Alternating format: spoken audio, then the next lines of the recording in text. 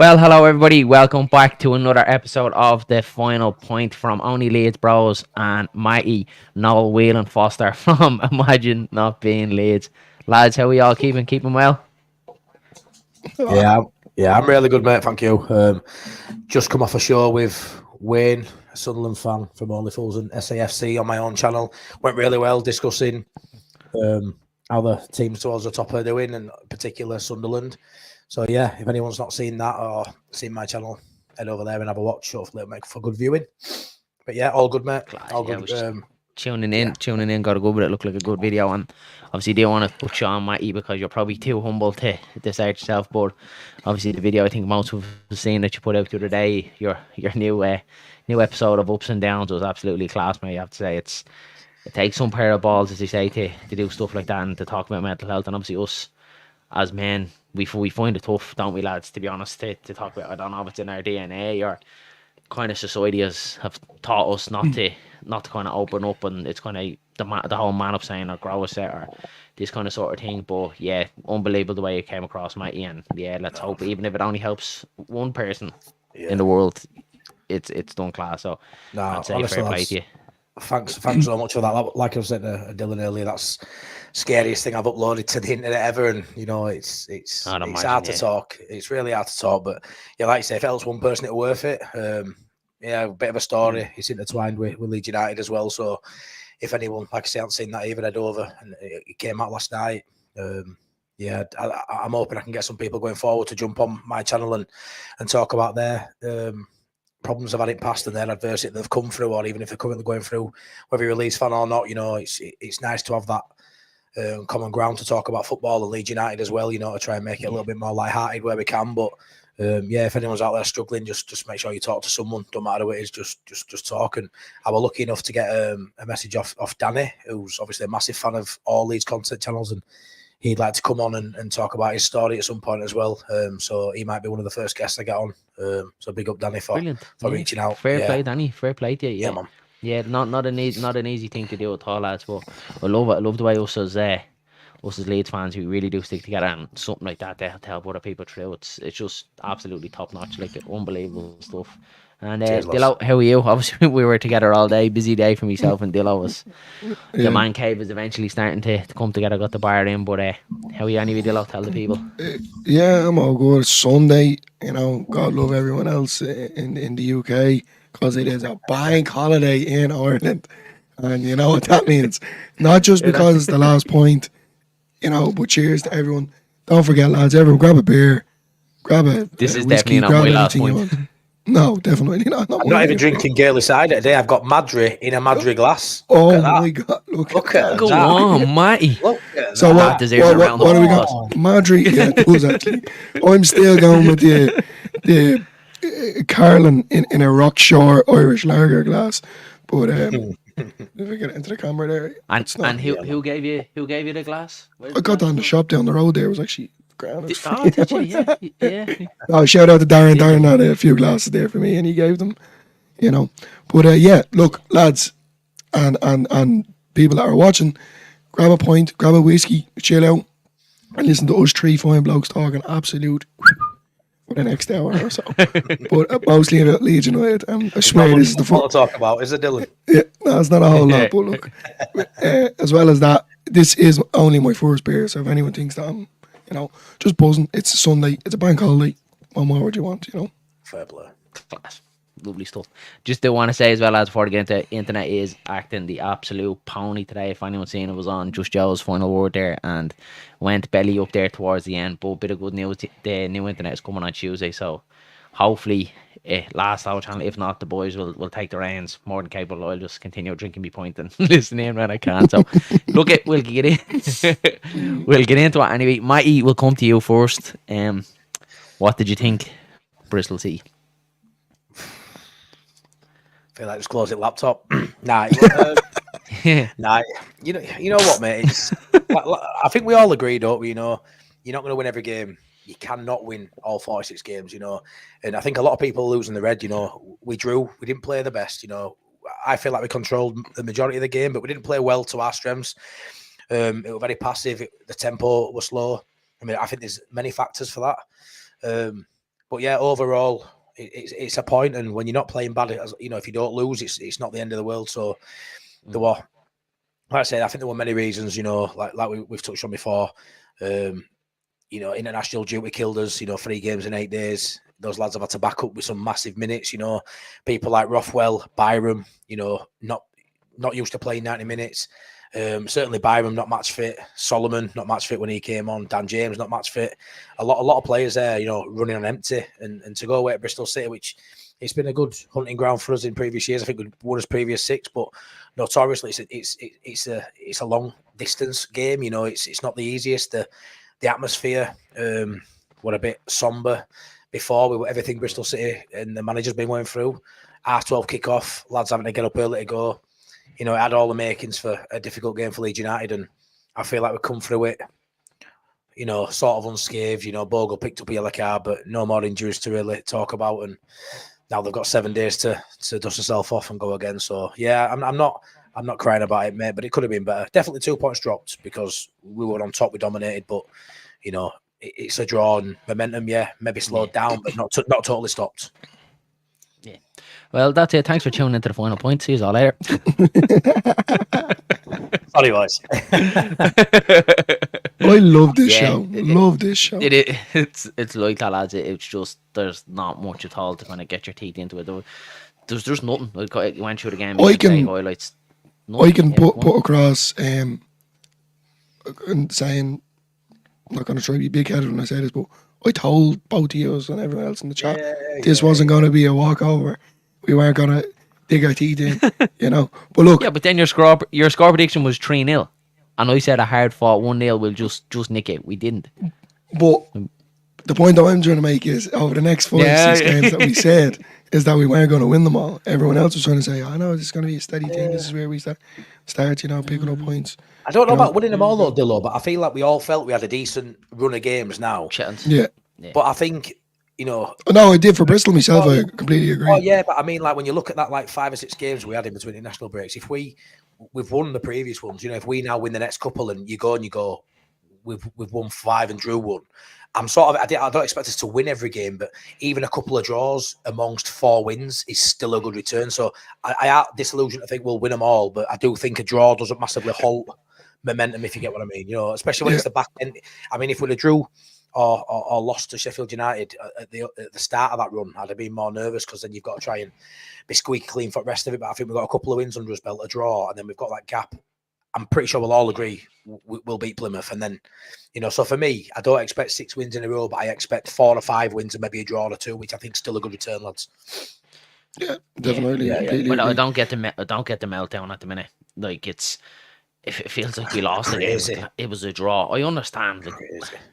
Like, we should be winning that game, but how boring would football be if it just went the way everyone thought all the time? That's why we all love football. It's so unpredictable. Like, that wasn't like a master class of a game. Like, but these things happen, and it's genuine when you just look of the amount of games that these lads have played over the international break, the miles that they've travelled, and the effort that he put in against Sheffield United to get that result, to blow them away.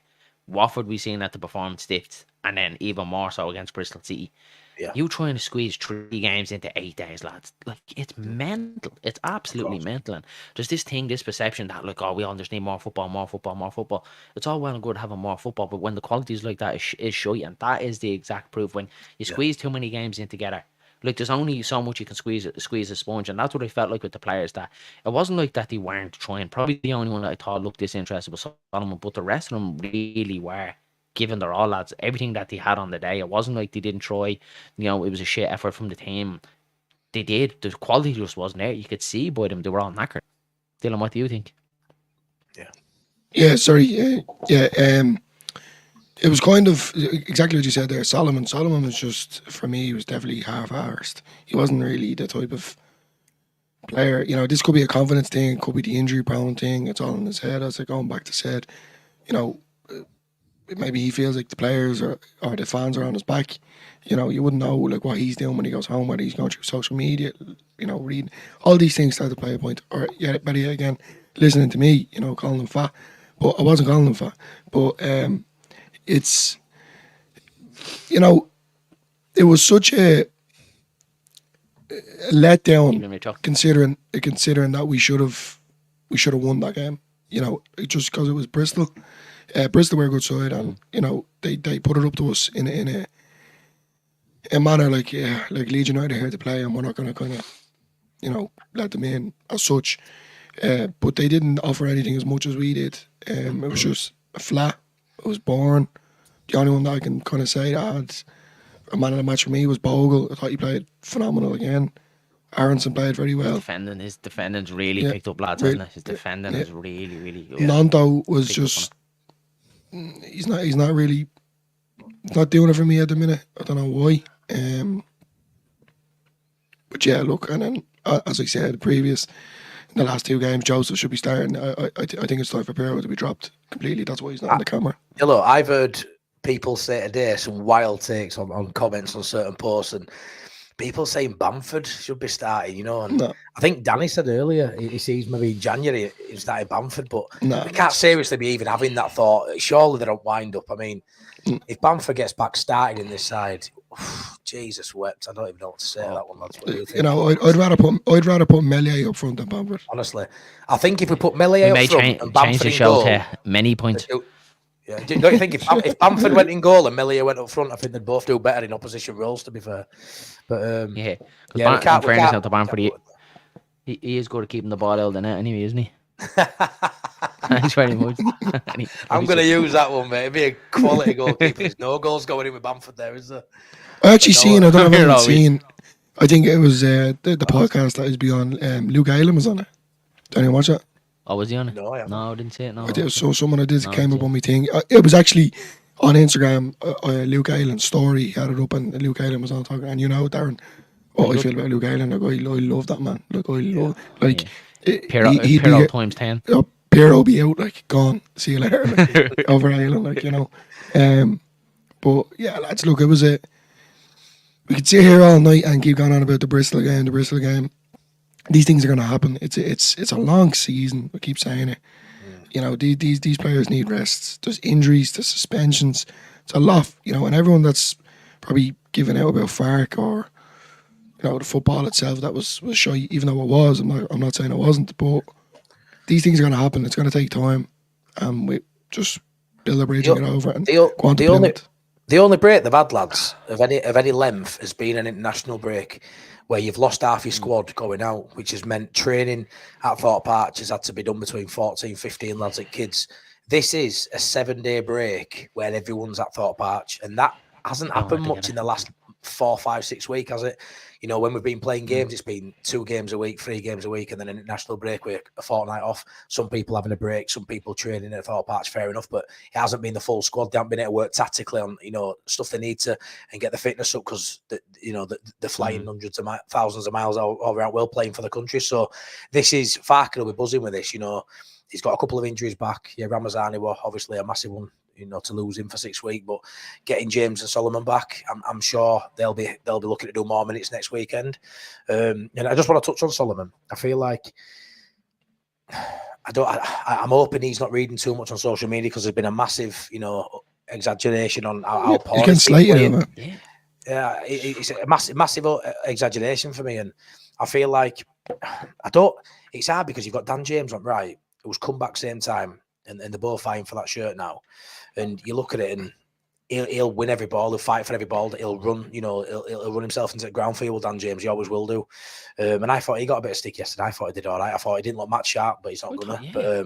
But I thought he looked all right. I thought he was putting an effort. He had a couple of chances. But with Solomon, I feel like, you know, when you get a player who's a bit of a luxury player, I put Pirro in that bracket as well. Not that he looks lazy, but I feel like Solomon, you'll see it best in Solomon if Leeds win a game 4-0, and you'll probably find he'll chip in with a goal, but he won't get the match winning. Do you get what I mean? Like, Pirro's very much like over the line. Yeah. I don't think so. Yeah. I feel like if we're winning 3-0, he might come on and look brilliant because pressure's off and it's free flowing and other teams coming out. I feel like I don't see at the minute anyway, while he's like it, I don't see Solomon coming on at 0-0 or starting a game and impacting it.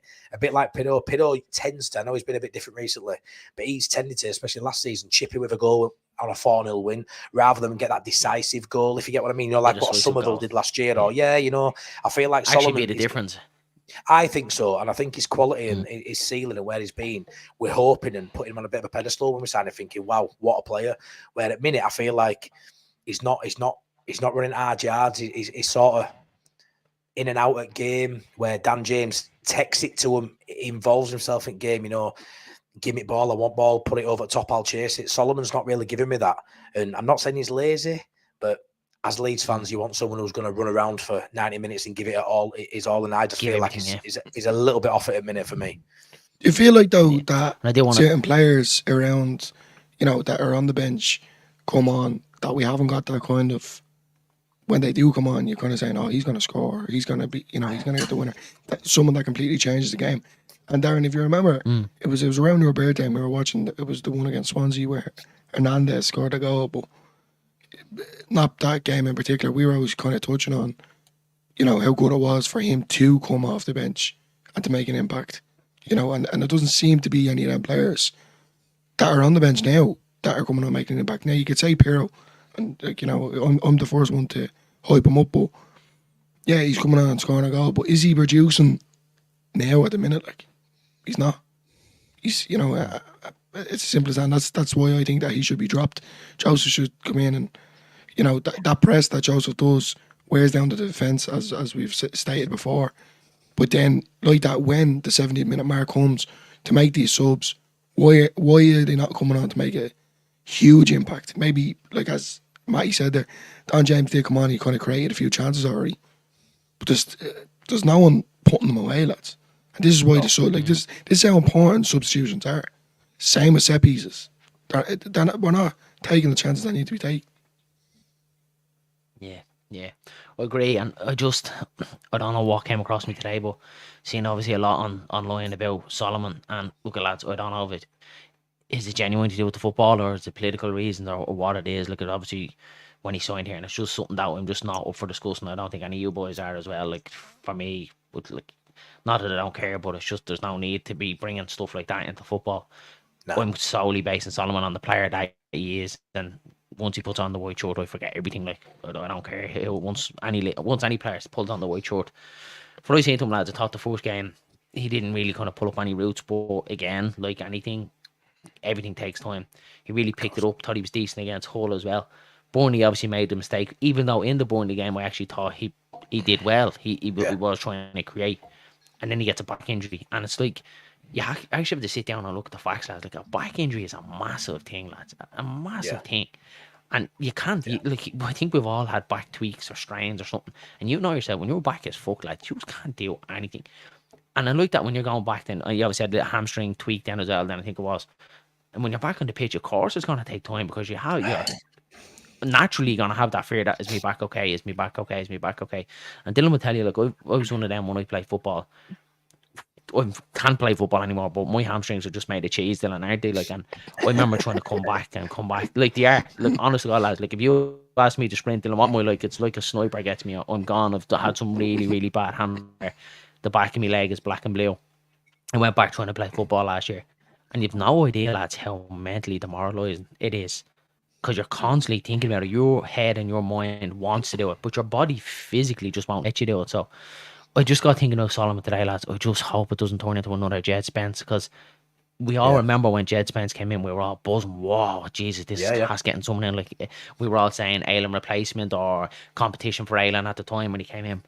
And look how that turned out. I'm hoping to God, because if he doesn't pick it up over the next couple of games, well, then we do have a serious chat in January, and it's going to be an awkward one for Fark, because we need it, lads. We need to get out of this league. We can't carry anyone through this league. We need absolutely everyone pulling in the right direction, and I do feel for him, because I do think he's had a lot going on in his career, injury wise. But yeah, I really hope he turns it around, because, like I said, Dylan, if we even have him for 23 out of the 46 games, I think he'd make a massive difference. We just need to get him firing. The main thing is, that's the question. We need to get him fit. Like, yeah, I wonder if it's. Let's be fair. When we signed him on loan, we all expected him to be a starter, didn't we? And I think maybe we overhyped him.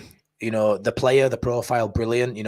High ceiling, one of the best players technically in our side, maybe even league. But with his injuries and things like that, and coming down, and we think it's his qualities he should be a step up in this league. But there's a lot of factors. Do you know what I mean? He's moved from London, so he's moved up north, and sometimes you just can't get going at a club, and hopefully that's not the case. But maybe he's just not a starter, and maybe he'll just pull rank on bench, and if you can get him, like you said, playing 23 games would be brilliant. But maybe if he plays 30 plus games, but as a 30-minute substitute, you'll see best of him.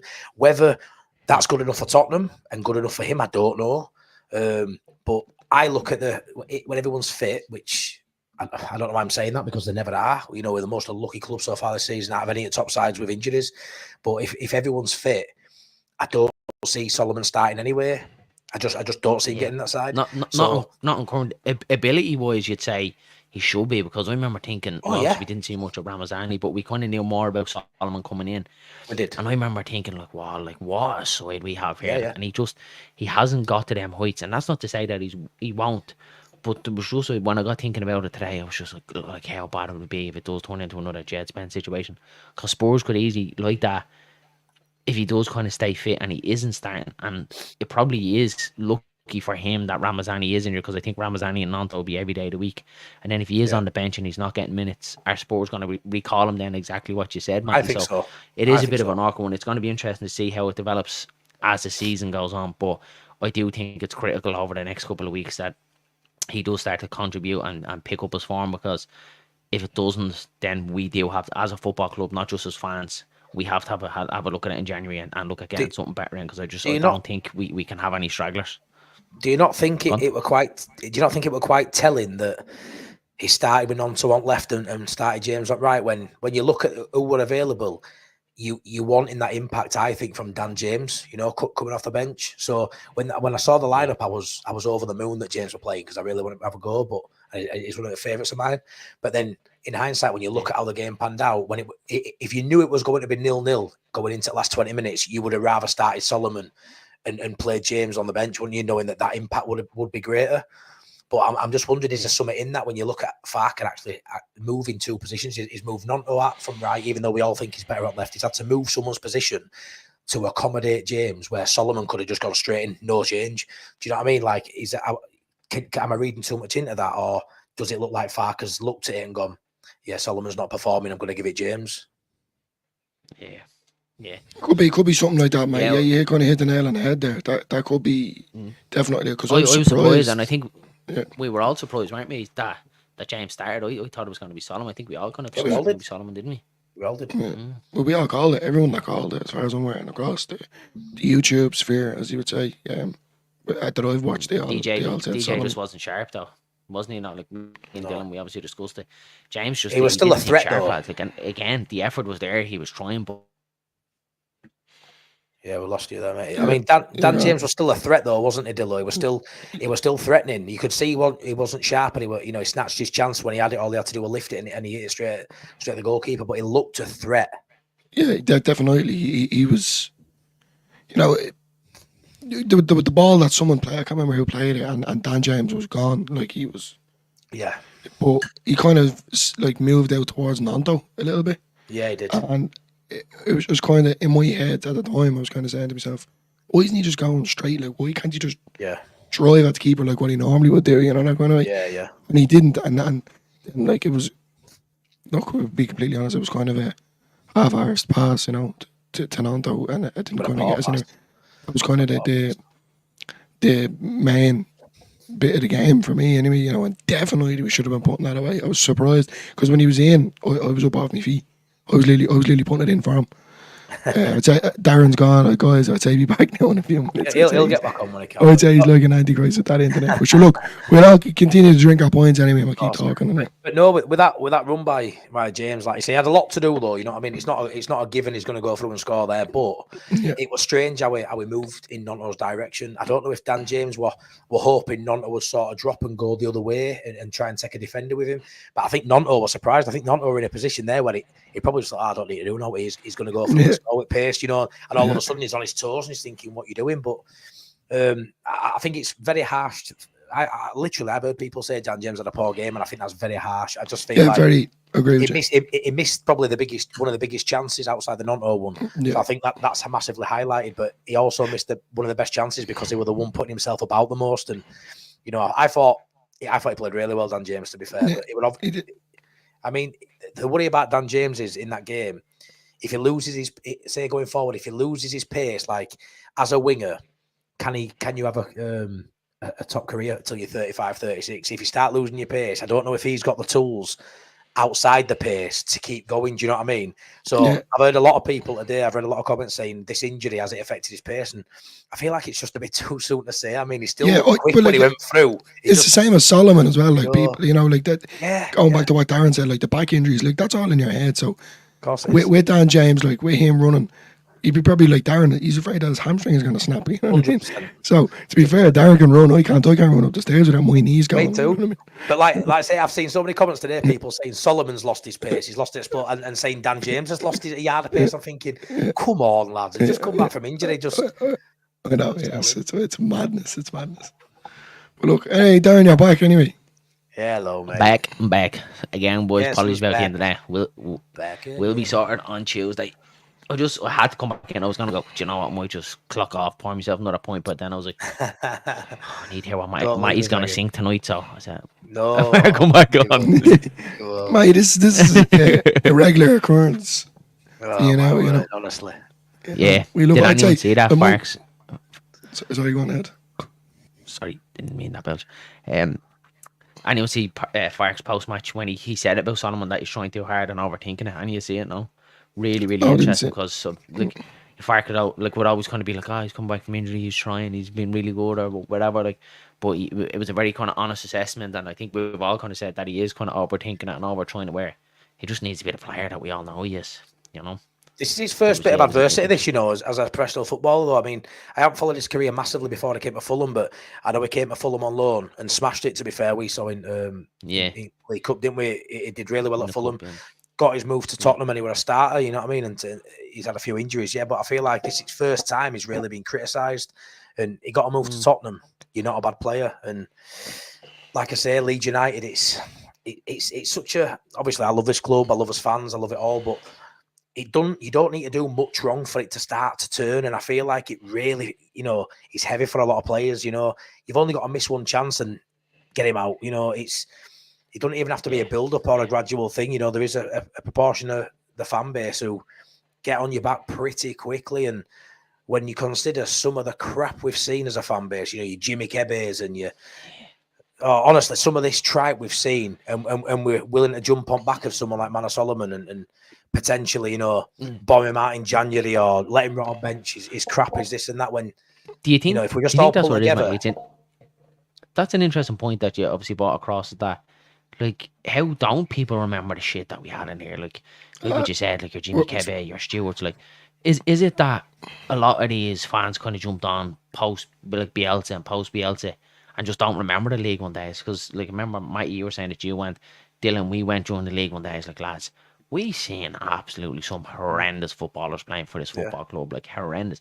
You'd swear that some of them would have to win the lottery. You couldn't understand how they were playing for Leeds United.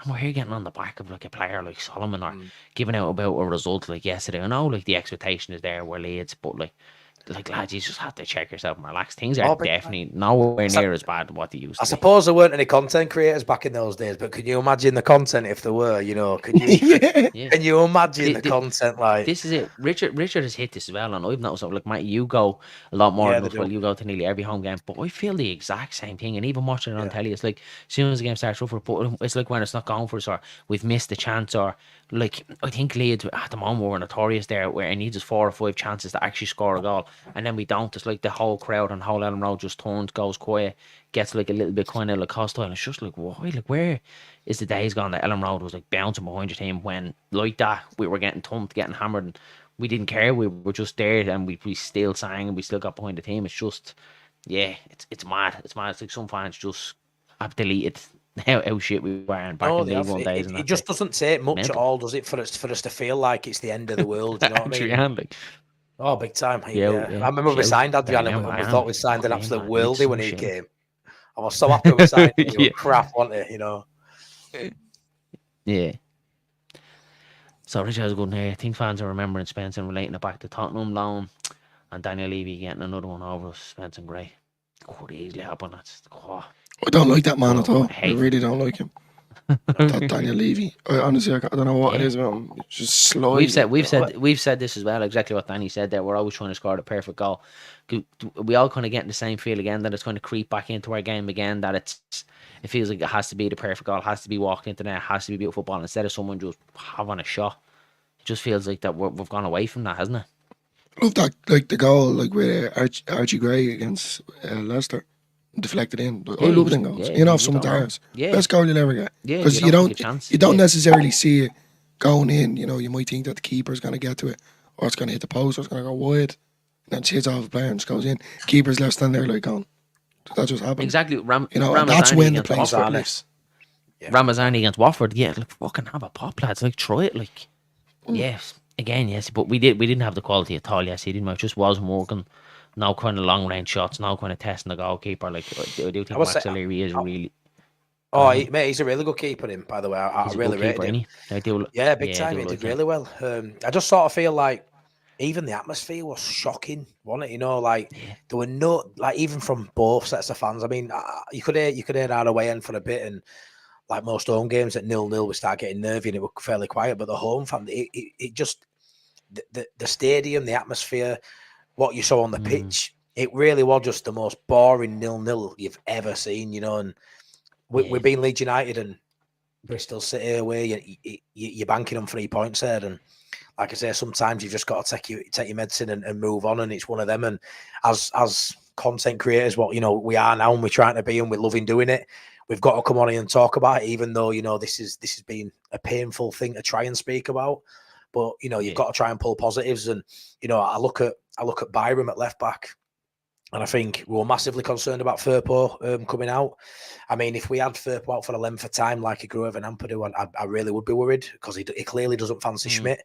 But as a filler, I don't think you can get many better free signings than Sam Byram. I think he's dependable when fit. When he's on the pitch, he's dependable. You know what you're going to get from him. And I was actually surprised. He gets forward more than I probably ever give him credit for. I always think sound at back, won't go past halfway line. He does. He did. He was forward. He was forward a lot yesterday, lads. He did. He really was. He was trying. And now Weatherfark said, "I'm looking, you need to do today," but he really was. The poor chap's probably in bits today. His hamstrings trying to do all that run.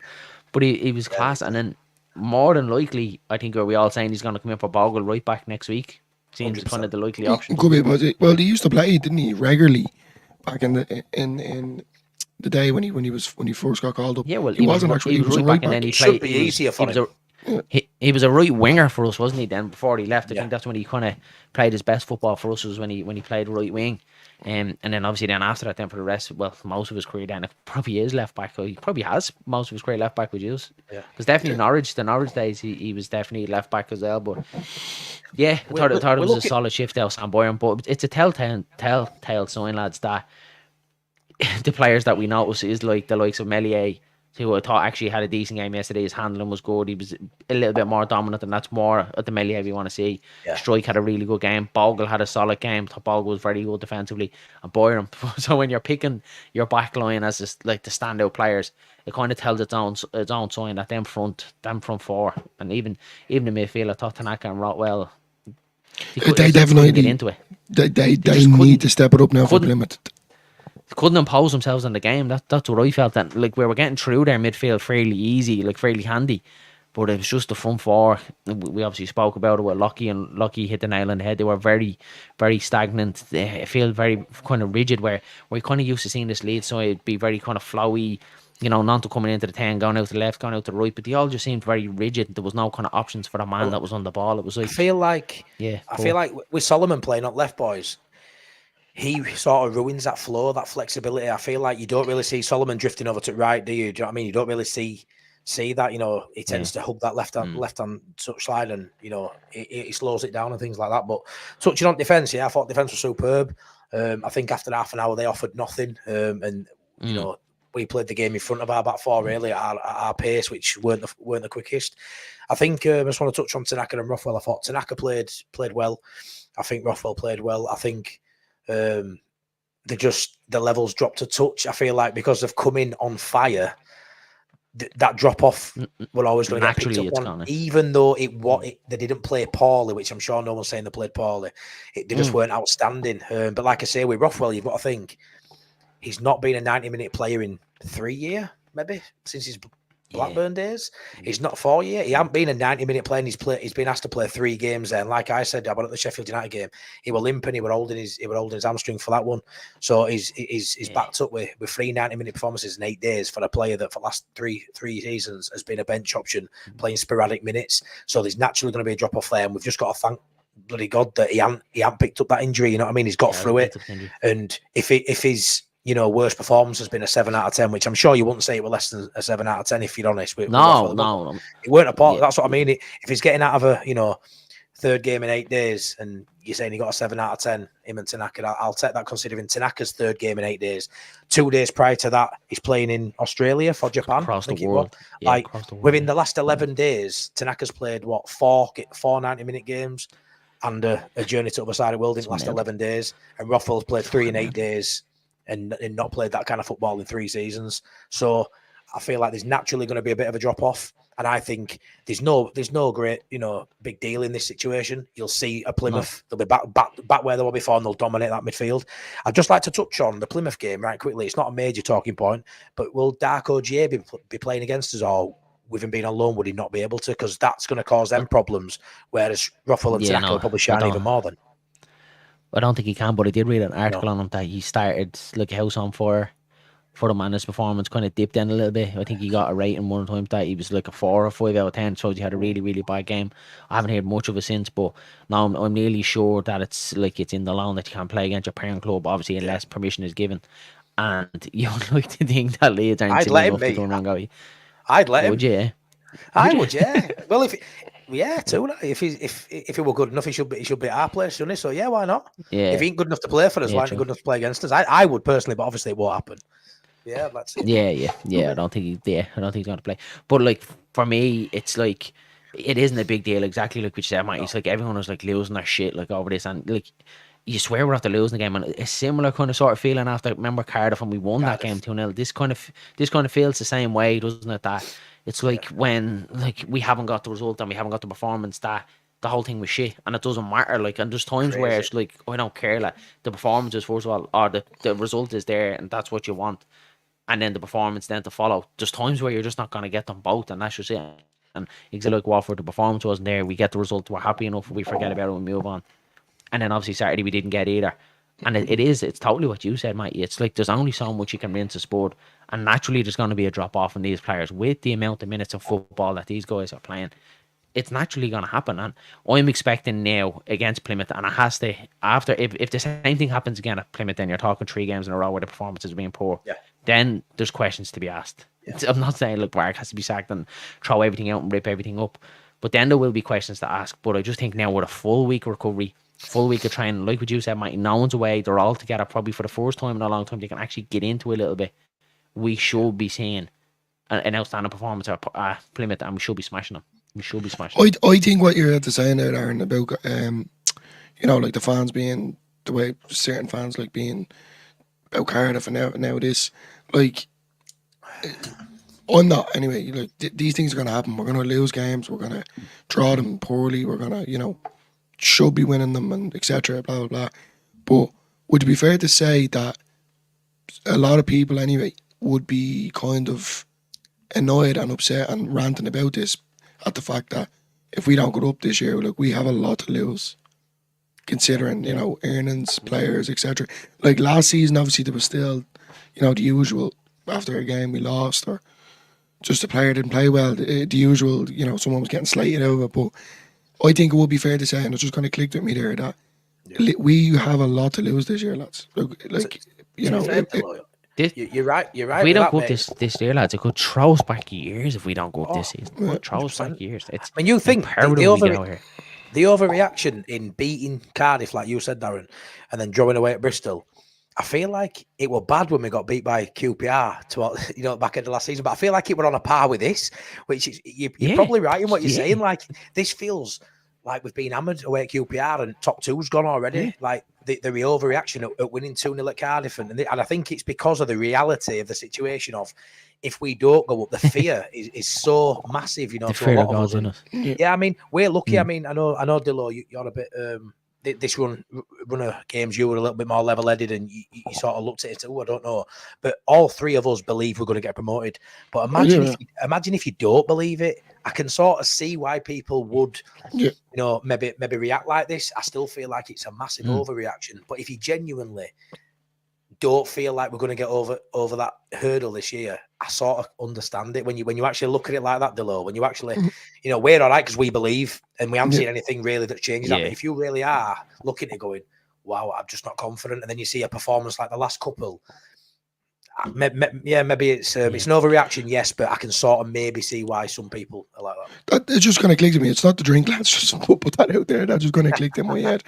But it's just like with last season, with Far coming in, you know, it was kind of after all the managers we've been through, relegated from the Premier League, you know, new owners being taken over. It was that kind of spark, lease of life again. So obviously, fair enough. We were all kind of aiming. I remember listening to Angus Kinnear's interview, not the newest one, the one before that. We were in Spain there for your wedding, and you know, I think he made a statement saying, you know, if not this year, it will be next year. And that is this year, and there'd be a lot of pressure on the players, the board. He did say a 2-year sponsors. Plan. He did say 2-year plan. Definitely, yeah. So, like that's definitely going to be on the people's minds, and like that, we have to do it. And I this is the way I am with Leeds. Like with Bielsa, and I know we always keep bringing him up. It was like a dream. Every game that Leeds played, it was like a dream. And now it's kind of like reality hits. Now, I'm 100% Fark, right behind him the whole way. I think he's the best manager we've had since Bielsa, like, of course. He's definitely the man for the job. But, you know, there's always going to be that doubt in the back of my mind. And that's why I said it to you boys. Lads, I think we're running a bit ahead of ourselves here. Because on paper, it looked good. The team itself, our team, looked immense. But there was also that in the back of my mind saying, well, we are Leeds United and it never really goes our way. Anything we ask for, you know, like for God's sake, when we got promoted, you know, there was a bleeding pandemic. You know, it's just typical. Leeds don't get nice things. We don't get the happy ending that we deserve. It makes it sweeter when something good happens, though, doesn't it? Exactly. So I think that's why everyone and every fan, I can speak for every fan, is the reason that they are. You know, don't get me wrong, they're probably on X, Twitter, Facebook, Instagram, whatever, and slating these players over. That's not going to get us promoted. Get behind these lads. Don't get me wrong. We can sit here and slate Bamford. I'll stay here all night. No problem. Because I just think he's just a waste at the time, to be completely honest. But this is definitely going to be a tough season for us. And if we don't do it, then we can all over, mate. If we don't do it, it's massive, and it's like last year. You knew it wasn't. It feels like it's sending us back, doesn't it? Oh, massive! You knew last year, you know, when we didn't go up, you knew we were going to be. We're just thinking there. Last week, Matty was being the one to be put on a down bus, and now I'm doing. I know. Darren's had to sitting back in the chair there going, "Oh Jesus!" Let me just. I've just brought up here. Right, I've got a Leeds lineup from 8 years ago. Right, 2016. Listen to this, right? When you said earlier, it's like we forgot. Listen to this for a lineup, right? So we paid our money. You flew from Ireland to watch this side, and it were never as doom as gloom as a draw at Bristol City is now. Right, listen to this, right? Silvestri in net. Who were playing right back 8 years ago? Who do you think? Fucking hell! 8 years ago. Yeah, Berardi. Berardi right back. Berardi. Was it? Right. Centre half partnership of Cooper and Scott Wootton. Right, left back Charlie Taylor. Yeah, midfield Stuart Dallas up right as his main right winger, which we weren't happy about at the time. Left wing Carriol with a centre mid partnership of Bridcut and Lewis Cook, and then you had Decorah playing just behind Antonucci. That was only 8 years ago. Only 8 years ago. That was our starting. You have to give me fucking PTSD here now. Do you know what I mean? That just for everyone, this is my last, the last point for me. I'm done after this. Like, it's phenomenal to think it was only 8 years ago, because it feels like because Bielsa coming in, we had all that, and with COVID, but only 8 years ago. It weren't even that long ago. It's fucking mental. And look at the difference. And we were so quick to forget the tripe that we had to sit and watch week in, week out, lads. It was fucking horrendous. Even though we're in Championship now, lads, we've still got Premier League quality in there, and we are watching Premier League players, and we're on the cusp of being in Premier League again. And I think because we've been up and we've come back down, but still kept a squad relatively, decent enough of that level. We haven't had that massive drop off in quality in terms of a squad.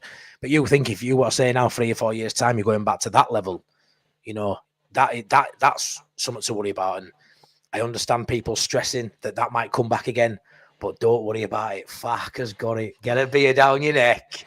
Get a smile on your face. Fucking 0-0 at Bristol. Come on, lads. And last season will be absolutely We're going up. fine. We are going up. We will be fine. But yeah, we've got to talk about these poor performances when they happen. But if you can, perform under par and get a draw away from home, you're not doing bad. And I know people will be worried about the gap getting created at the top as well. I spoke to Wayne on my video before I came on here, obviously, about that. A 5-point gap's massive if it's Leicester last season. A 5-point gap's massive if it's Sheffield United or Burnley this season. A 5-point gap between us and Sunderland, it's not that big a gap at the minute. They're still a young squad. It's not that big of a deal. They haven't got the depth, not really, no. And they're in a gap between second and third. It's just so we haven't. The quality of the league isn't there this year. We are by far. We've got the best players. We've got the best manager. We've got everything to win this league. And if we don't, it'll be a failure, obviously. But 3 teams go up, and there isn't 3 teams better than Leeds United. There isn't 3 teams better than Leeds United. No, there was last year. There was, clearly. I agree with you, Matty. Last year there was, everything you were saying there, I agree, but it's always that little doubt in the back of my mind. I know. That's just a constant thing with me. And it's like... That's Danny right there. Leicester 17 points ahead of us last season. Like, fucking, it's like we're all just like panicking now at the minute, and it's still early, lads. If it's towards the end of the season and it's like coming to crunch time, then I could complete, because I'd probably be one of them going, what the fuck is going on here? But it's just like, it seems like we're like just hitting the panic button for nothing. There's such a long way to go in this season, lads. Like, it's mental. I think, what are we, 11 games in? Only one loss. Like 12 games, one loss. So and everyone jump at the conclusion. Absolutely. I mean, look at Sheffield United. Everyone was just hopping. They just lost back-to-back games of Sheffield United. You know what I mean? Everyone thinking they're going to win league on a few weeks back. And Matty, they'll still be thereabouts. There's still a long way to go. Saying that they're out of it now because they've lost 2 in a row. But I feel like if Leeds went and lost 2 in a row, that it's like burn it down. Like, do you know what I mean?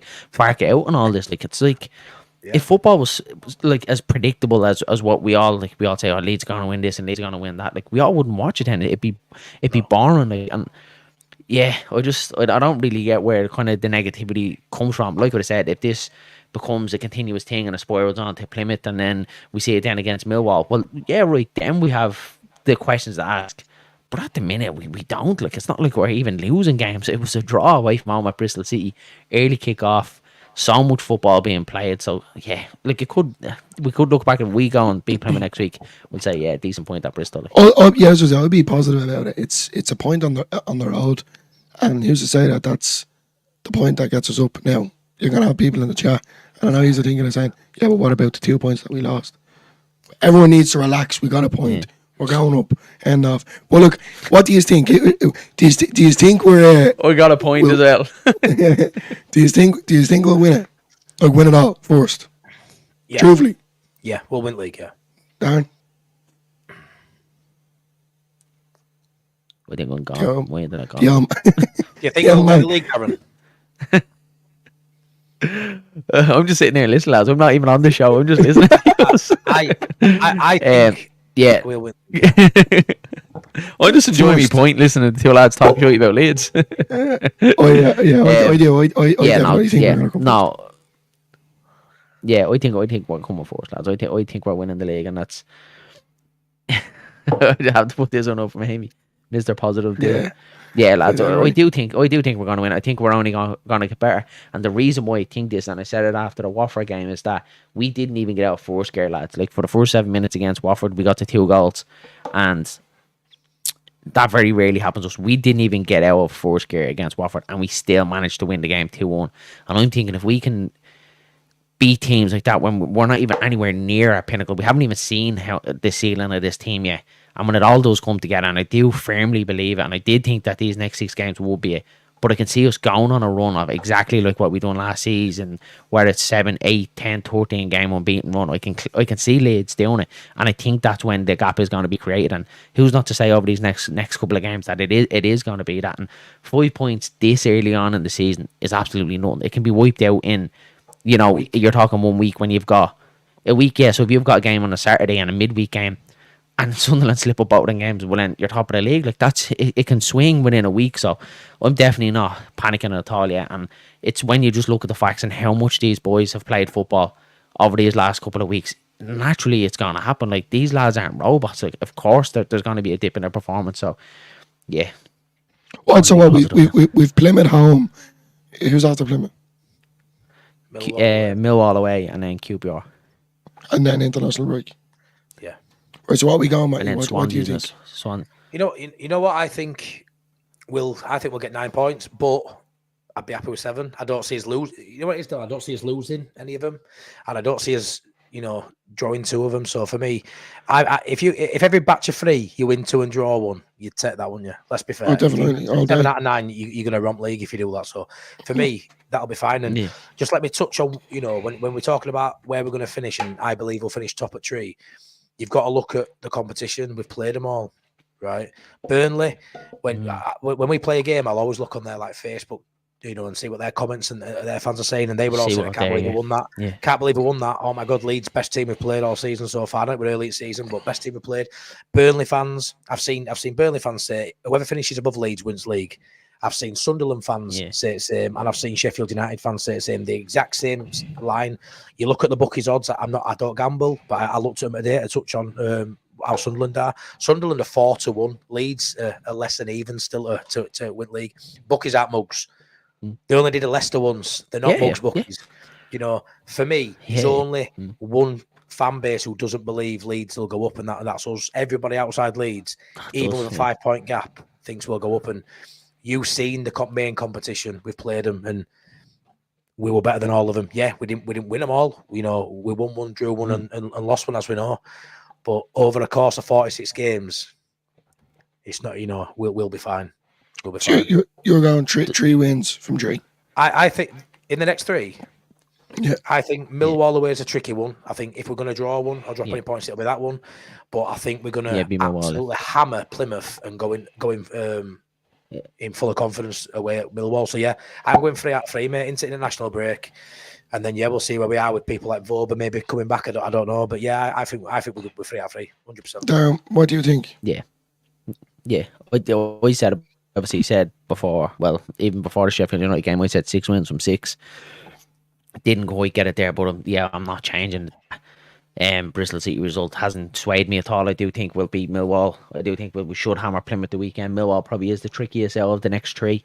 And then we should be beating QPR as well. QPR being poor this season. I've seen them a little bit. So, yeah, we should be winning. We should be winning on next week. Like, to be honest with you, lads, we're probably going to say this for the rest of the season. We should be winning. We should be winning. Will we win them? Who knows? We're going to get this in the Championship. But you're going to get these little slip-ups. And, yeah, I fully believe, and I've kept saying it, over the 46 game season, I just don't think there's anyone that's been superior. And like you, I'd obviously put the question to you: if you can think of any game so far this season, can you actually say any team was better than us? I would say Borough in the Cup, and that was a real poor side that we put out that day. But in the league, can you actually say, even the Burnley game, lads, I thought we were the better team in that game. Yeah, we lost it, but I can't think of any team where I turn around and go, whoa, they were better than us. Even Sunderland, like, we were all over them. And again, look, it took Melee throwing the ball into his own net for them to pick up a point. They celebrated that like they were after winning the league. We all seen the celebrations, and the Leeds are falling apart after a draw. So we're far in a way superior than any other team in this league, and I think it'll continue being. And we've said it, the only team that's going to stop Leeds United going up the season is Leeds United. And with the quality and the manager that we have to be getting over the line, and we think we will. I think there's go on, Dillo. I think, lads, I'm putting this out here. I'm sticking with me. I think we'll win against Plymouth. I think Millwall. I don't know, I just have a bad feeling about that game, lads.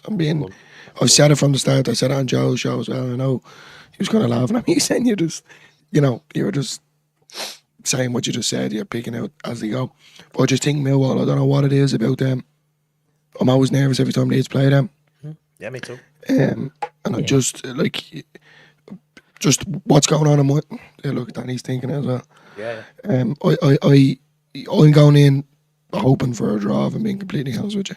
I just think, now I could be wrong, if Leeds win 5-0, I'll come on here and do you know what? I'll eat the hot chip challenge, just out of spite. Early. But I can't, I don't know what it is. I'm just a bit nervous when it comes to Millwall. But I think 2 wins out of 3 anyway. Yeah, and that'd be totally fine though, wouldn't it? You know what I mean? You get 7 points out of them 9. There'd be not wrong with that. But like when we play at home, we tend to fly out the blocks, don't we? And we don't take us chances, no. But over the course of the 90 minutes, we tend to get the result. Even though, like I say, Watford game was the only game really where it sort of went in his favour and we scored, and got in front. But I'm more confident with this side for moments like, when we play away from home and we don't start like that, and the opposition tends to start well, like Bristol did. Another team as well we played, like Sunderland did. Sunderland were brilliant for the first 20 minutes. Yeah. Like Bristol were. I feel like in the tough games away from home, we're really good at, a bit like a boxing match. They throw everything at us and he adapts. I feel like Farker adapts better now. And you think both of them games, I were like, for first 20 minutes, even at Bristol, I were like, whoa, they're getting in behind here well too easy. And in previous years, when we start poorly, we have a bad game and we tend to lose. Now, I feel like that side or Farker's tactics, we're really good at wrestling control of a game that we started slowing. At home, we start fast, like I say, and we tend to win whether we score early or not, Dillo. I know you're critical that we don't score when we're on top, but we tend to still get the result. Away from home, we're good at wrestling control of a game that we didn't have a right to after 20 minutes. That's what I like about this team, and that's what I haven't seen before, and that's why I agree.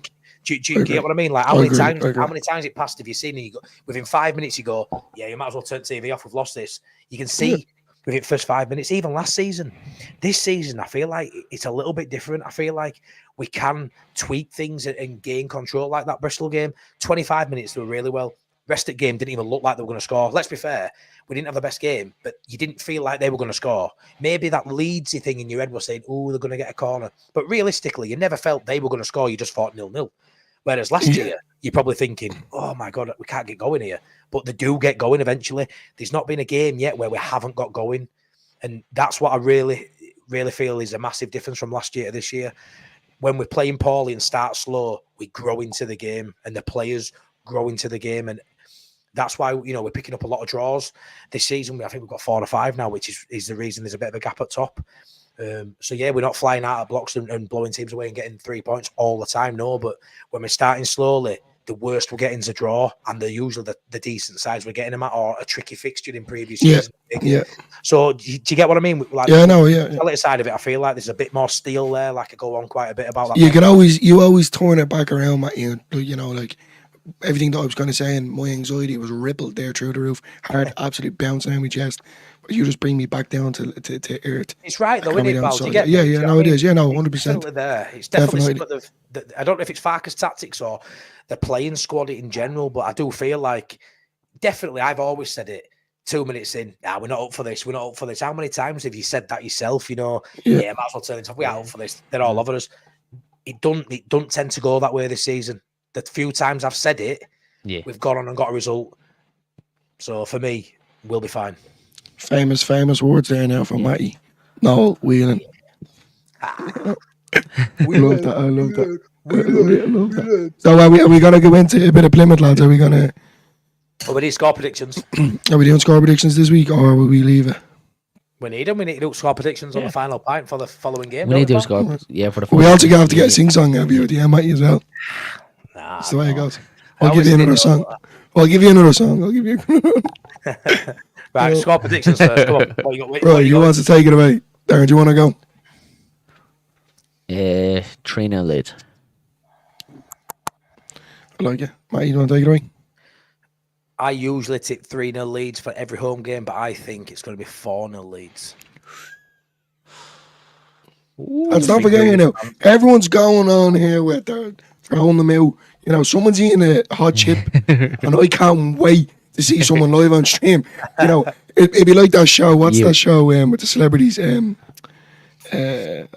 Now We Feast. It's called. Do you ever see it? No, it's they get celebrities on and ask them questions, but they're eating spicy chicken wings, and as each question goes on, sweat is pumping out of them. Yeah, lads. I did a spicy wings challenge about 6 months ago, right? And honestly, if you got a minute, I'll tell you a story, right? So I don't do heat really. I'm okay. I tend to have a coma for a curry, not because of the heat. I just prefer the flavour, but I'm all right. I used to be bad with Doritos, like red Doritos are blowing my mouth off, but my tolerance has grown. But when I had my stag do in Liverpool, there were a friend who couldn't come, so he says, "Oh well, I'll take you out for lunch, and there's this place and they do challenges."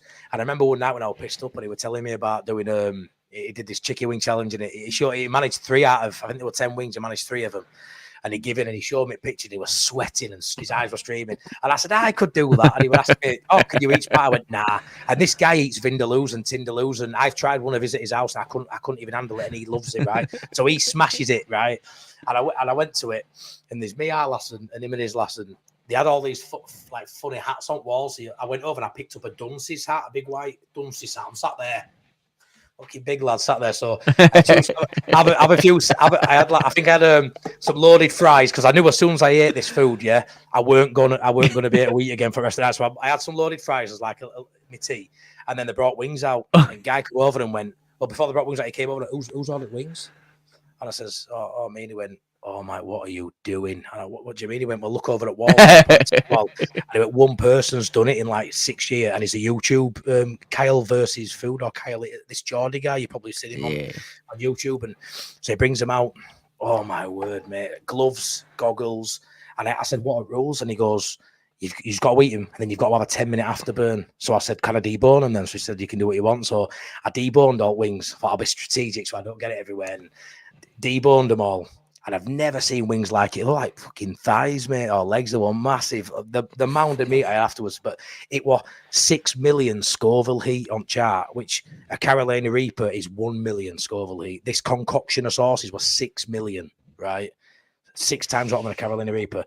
And I ate it, and honestly, it killed me. And I shoved it all in, but I had this my mate in front of me, you know what I mean? Who only managed 3, so I thought, sod you. I'm getting you on this one. So I ate it all. And then as soon as I swallowed the last bit, he goes, right, 10 minutes start now. And honestly, I gipped and I was going to throw up. And I went, oh, I need to go outside. And he went, no, you can't. You've got to stay there, please. So he followed me into the car park, right? God's honest truth. I'm walking around with this Dunce's hat on in car park, right?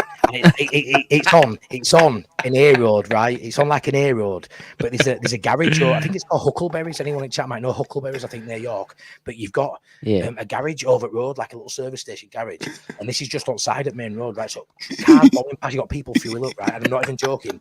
I've got this Dunce's hat, and I start walking around, and I don't know what to do because I'm panicking, and it's unbelievable. And I just went like this. Marching and I'm singing Marching On Together for the next 9.5 minutes at the loudest. There was a guy filling diesel up, and they were like, what the fuck is going on over there? One car pulled into the car park to obviously come for the meal, drove in the entrance and just carried on driving and drove out. Because I've literally go near that, so we go. But I managed to do it, and I went back in, and I did it. And then he gives you ice cream, so I'm eating all his ice cream, and he's like, I can't believe you did it. And you don't do spice. And he went, that is the best reaction I've ever seen, right? And it was funny because when I was eating the wings, sorry to go on, but when I was eating the wings, I got a little bit of sauce like on me forearm, right? And he went, stop a minute, don't move. I'm like, what? You've got some on your forearm, and I'm like, are you fucking joking? I've got it inside my stomach, man. What are you on about? Like I'm bothered about that. Just funny. But it's like I'm bothered about that. It's in my belly. Did you get I'd say it was bad going in. I'd say it was bad going in, but I'd say coming out was 10 times worse. The worst thing was that night when I got home, I started with like really bad stomach problems. I told her last she had to phone an ambulance. She didn't in the end. I woke up at middle at night, and I was throwing up. I think note came out of that side, so I did the challenge again 3 times, and I went outside. honestly, I wanted to pull my skin out, like Rock DJ by Robbie Williams. When he pulls his skin off on me. I ended up, lads, right, I'll leave it here. I ended up outside, naked, running up and down my street because I didn't know what the fuck to do. I ain't even joking. No, Dillo, I ain't joking. I took my boxers off. I laid on front of our lass's bonnet because it was wet just to cool down. I panicked, didn't know what to do. All my house was asleep and I just sprinted up and down. Boom, up and down the street. Bullet naked. Hey, were you still wearing that? I had to give that back. But yeah, that's the story about that. So, I love that. You definitely want me to eat the hot chip challenge, so because it'll make good for good.